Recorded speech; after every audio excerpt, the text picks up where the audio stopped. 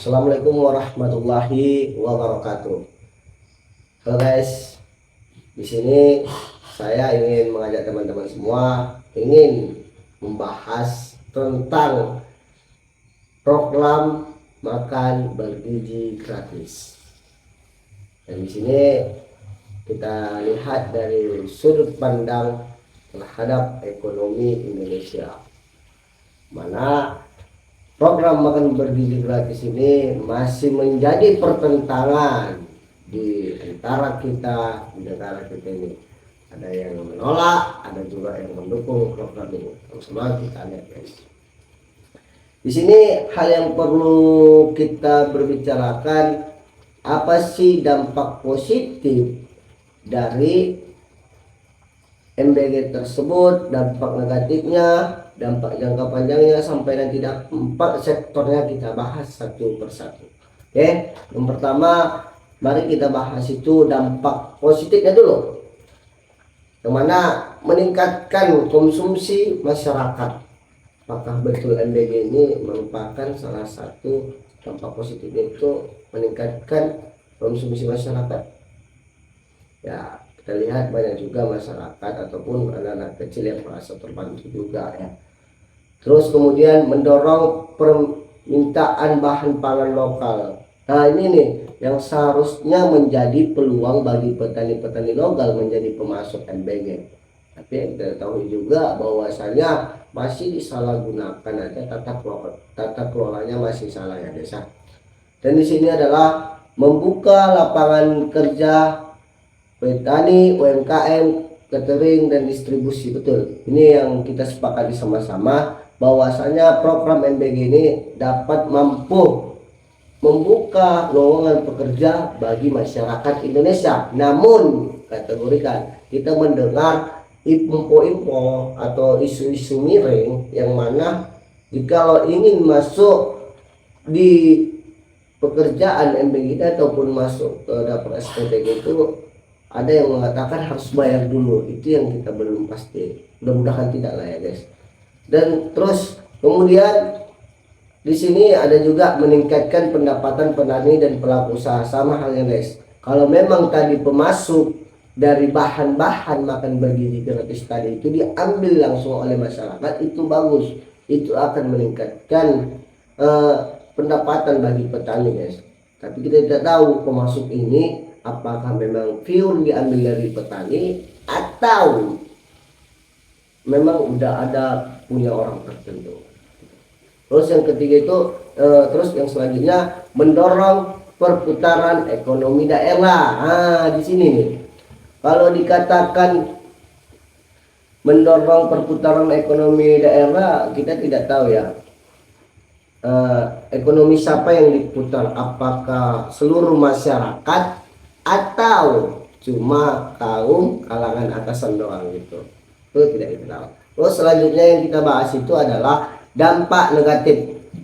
Dampak negatif dari program makan bergizi gratis. Yang sama-sama kita ketahui bahwasanya program ini anggarannya itu langsung dari APBN dan itu sangat besar, anggaran yang sangat besar. Nah, yang berisiko defisit anggaran, yang mana kita ketahui juga bahwasanya program MBG ini adalah program prioritas. Nah, yang mana program yang lain-lainnya ataupun kebijakan-kebijakan lainnya juga itu dikesampingkan untuk kebijakan program ini, yang mana banyaknya anggaran-anggaran dipotong karena program ini guys. Tuh. Dan selanjutnya itu potensi pemborosan dan penyimpangan. Nah ini dia guys, yang kita lihat sama-sama juga nih, bahwasanya memang betul anggaran untuk program ini sangatlah boros dan nggak masuk akal. Nah, yang mana kita ketahui hampir 1 T atau 1 triliun ya untuk seluruh SPPG yang ada di Indonesia. Nah, dan kalau nggak salah tuh 6 juta per harinya untuk pengeluaran satu SPPG. Kita tidak tahu berapa besarnya pemborosan tersebut. Itu yang membuat banyaknya kebijakan-kebijakan lain atau program-program lain dipotong anggarannya. Terus kemudian itu adalah ketergantungan masyarakat pada bantuan pemerintah. Ini baru betul nih.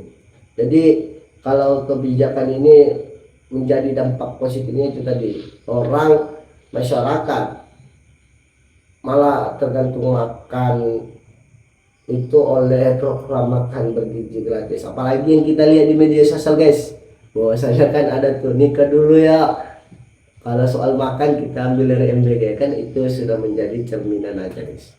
Terus kemudian distribusi yang tidak merata. Ini dia distribusi dari program ini belum merata guys. Sama halnya yang pernah saya dapatkan waktu observasi itu, bahwasanya pendataan untuk pembagian makan bergizi gratis itu aja tidak bagus guys, karena mereka menghitung bukan melalui orang yang membutuhkan MBG ini, melainkan jumlah banyaknya siswa dalam sekolah itu. Sementara itu tidak semua siswa yang mau untuk menerima makan bergizi gratis tersebut guys.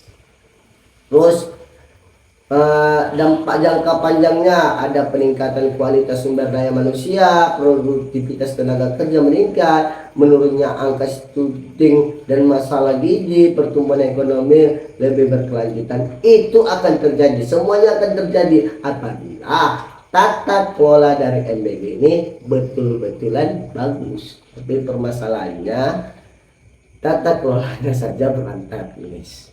Nah, terus yang kemudian itu kita bahas lagi dampak terhadap sektor yang ada 4D: pertanian, UMKM, tenaga kerja, dan keuangan negara. Dari pertanian itu permintaan pangan naik, harga produk pertanian lebih stabil. Nah, sama halnya seperti yang kita bahas tadi, itu akan terjadi apabila memang pemasok dari MBG tersebut diambil langsung oleh petani atau itu dialihkan ke petani. Tapi pertanyaan besarnya, apakah betul pemasok ke program makan bergizi gratis ini diambil ke petani atau telah ditentukan orang-orangnya untuk menjadi pemasok? Tuh guys. Terus UMKM, peluang usaha keteringan. Nah, itu pun betul, peningkatan pendapatan pelaku usaha, betul juga apabila tata kelolanya bagus. Yang kemudian itu tenaga kerja, penyerapan tenaga kerja, peningkatan pendapatan masyarakat, betul, peluang mereka untuk membuka lowongan pekerjaan itu sangat besar. Banyaknya masyarakat yang nganggur awalnya menjadi mendapat pekerjaan. Terus keuangan negara, pengeluaran negara meningkat, efektivitas menjadi anggaran tantangan. Ini guys, di sini selalu yang menjadi titik lemahnya. Karena pemborosan untuk anggaran MBG ini, maka pengeluaran negara meningkat guys. Itu yang membuat ekonomi Indonesia menjadi tidak stabil guys. Dalam artian tidak adil guys. Untuk anggaran MBG besar, gaji guru kecil gitu guys. Jadi kesimpulannya apa? Program makan bergizi gratis atau MBG berpotensi memberikan multiplier atau efek bagi perekonomian Indonesia melalui peningkatan konsumsi, pencipta lapangan pekerjaan, dan penguatan sektor pertanian serta UMKM. Namun, harus bawahi, program ini juga mendapat tantangan berupa beban anggaran negara, risiko tata kelola, dan efektivitas distribusi. Dalam jangka panjang, keberhasilan MBG dapat meningkatkan kualitas sumber daya manusia dan mendukung pertumbuhan ekonomi yang berkelanjutan. Jadi intinya apa guys? Semua akan bagus-bagus saja, semua dari dampak positifnya itu akan baik-baik saja apabila dikelola dengan bagus.